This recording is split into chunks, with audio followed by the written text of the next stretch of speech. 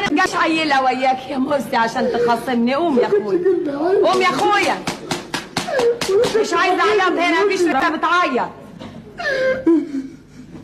قوم يا مرسي. انت بتعمل كده ليه؟ بتعمل كده ليه؟ بتشحتف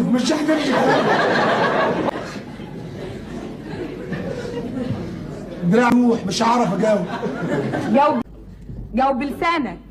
ملوح هو رخر ولا اجي اقطعهولك من لغاليغه؟ انت جبت لغاليغه دي منين؟ ايه؟ هي الدكتوراه بتاعتك في اللغاليغ؟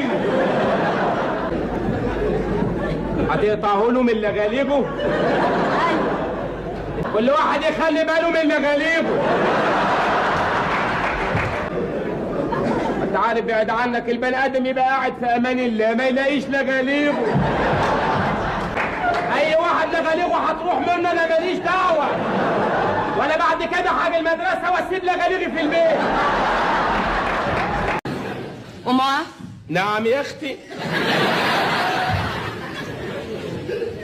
لما تتكلم مع المدرسه بتاعتك احتراما لها تتفضل تقوم تقف. طب حد فيكم يكلمها بقى، بلاش انا اكلمها. المدارس باظت يا جدعان.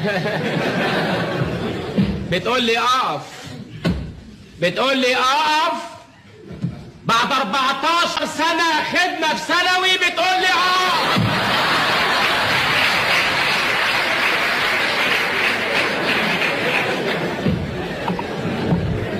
ايه هي دي بقت مدارس يا جدعان؟ فين مدارس زمان والله؟